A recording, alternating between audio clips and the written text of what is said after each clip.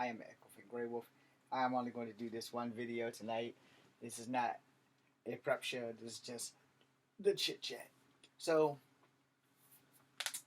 I want to talk about piss poor planning and how this affects everybody in your life. See, I'm going to get in your face in a minute so y'all can see mine.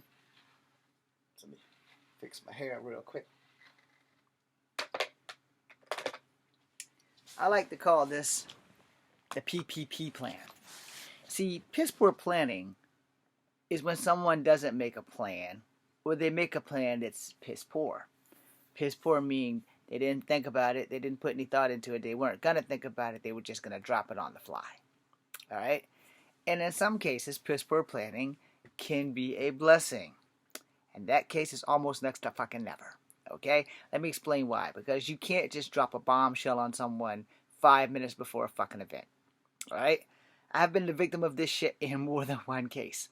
For instance, when I was doing Peter Fawcett for the Charlottesville Historical Society, I had weeks to learn this character. Alright? So, everything they gave me was like, maybe about like this much. Like one whole thing here. And I read it. I acted out like I'm in front of the mirror, the way I'm in front of the laptop right now. I acted that shit out. I'm Peter Fawcett, blah, blah, blah. Went down all the lines, blah, blah, blah. And then, on the night of the first show, which was a Friday night, and the show goes from 4 p.m. to 2 a.m.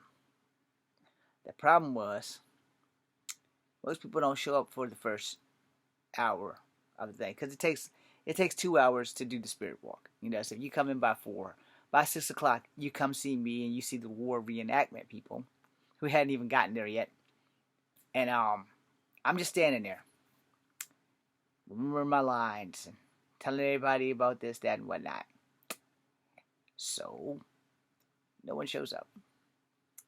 6 o'clock show, because each show is like 2 hours. So the 6 o'clock show starts.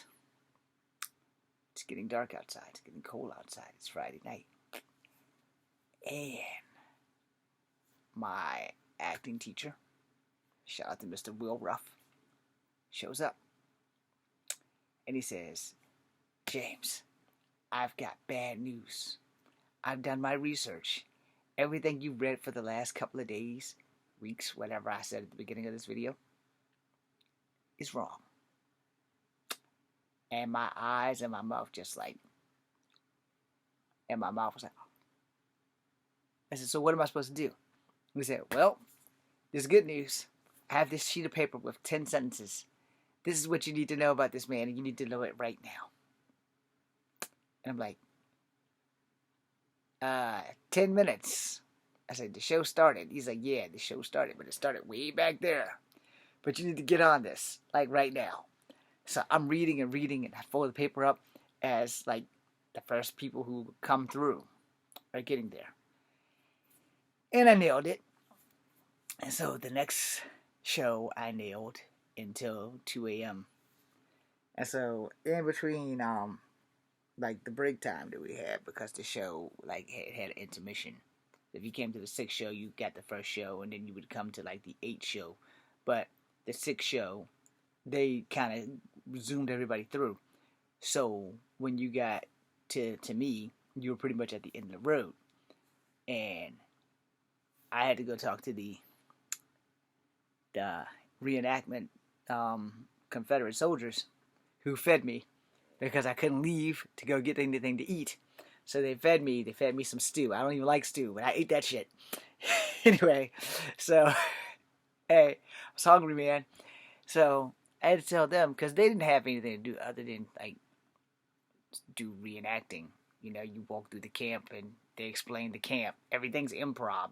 Thank God everything's improv. And so everything I had to do was also improv. I had to word it in ways that made it seem like I was a little bit more ignorant than I was supposed to be, because I was the house slave. So I had to speak with a fucked up English No.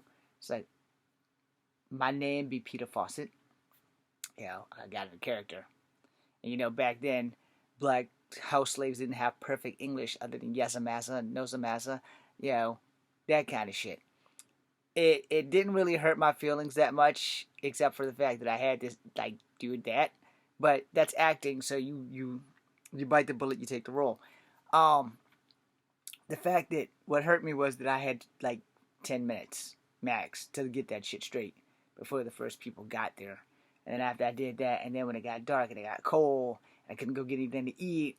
And the guys brought me a cup of stew, and then later they brought me another cup of stew, and I was like, yeah, thank you. And I ate the stew because I don't even like stew, and they fed me the next night too, and they fed me Sunday night because it was like a 3-night event. But no, I can tell you right now, they didn't invite me back, but it's okay because I really didn't want to play a slave, and I probably didn't look the part anyway because Peter Fawcett was not like a mixed person, you know, and I wanted to act so bad that I didn't really take all of that part into consideration. I was just like, well, I'm black too, so you know, what the fuck? What's the worst that could happen? I got good reviews, I just didn't get invited back, so obviously they weren't great reviews. But you know, even the acting teacher, Mr. Ruff, he's like, yeah, you know, you should probably come back next year. It's like, well, if y'all invite me, no problem. But they never invited me back, so I didn't do that. But it was piss poor planning, you know, because when he had planned it, it was perfect. It wasn't on Mr. Ruff the piss poor planning came out. Their planning was information that was given to Mr. Ruff that was given to me was fucked up. So that was the piss poor part because he caught it just in time, and then I had to catch it and redo it. Everything that I practiced for weeks just went out the window. And that's why improving is like the hardest and the best acting because you work on the fly and you be like, all right, let me work on what you're going to feed me. And then let me word it. Now, we'll say this. The only thing that makes improving better is you don't have to remember your fucking line. Yeah, so if you're listening, damn it.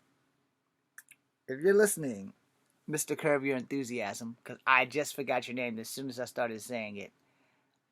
Damn it. I know your name. I just can't remember right now. But if you're listening, I'm an actor, need a job. Fly me up to New York, let me do a job, and let me come back home. Anyway, moving on. When you are in your normal life, it pays to have a plan. Do not have a piss poor plan and drop it on people at the last fucking second. It is not the best idea that you can have. That being said, I am Echo Fangry Wolf. This is Kung Fu Havoc number 2. Be seeing you. Thank you for watching.